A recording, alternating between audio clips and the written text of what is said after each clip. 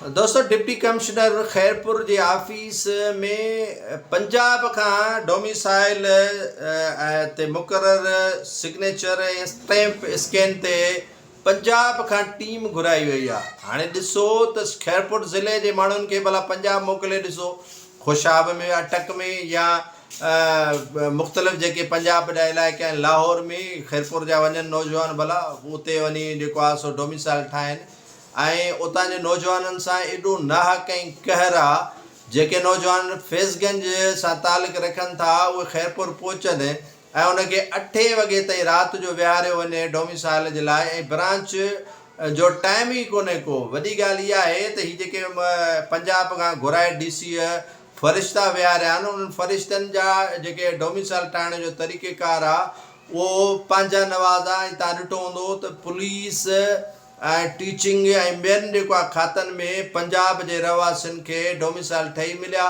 ऐं उन्हनि नौकरियूं उते हासिलु कयूं। ऐं अहिड़े नमूने सां ही राति जे औकात में डोमिसाइल ठाहिनि था ऐं कंहिं माण्हूअ खे कंहिं बि क़िस्म जो को बि रिलीफ कोन्हे को।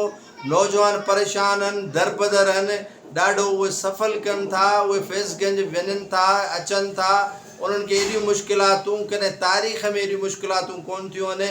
राति जो उहे जेके टीम आहे उहा राति जो सुम्हे बि उन में दफ़्तर में थी ऐं तरीक़ेकार बि उन्हनि जो जेको आहे न ॾाढो भयानक आहे ऐं ॾाढो तरीक़ेकार उन्हनि जो ख़राबु आहे। नाज़रीन, इन जी जांच जेको आहे सिंध हुकूमत करे ऐं जांच उनखे ज़ाहिर करे त इहे पंजाब जा रहवासी, पंजाब खां आयल माण्हू कहिड़ी जेको आहे डोमिसाइल ठाहिण जे लाइ मुक़ररु कई आहे DC।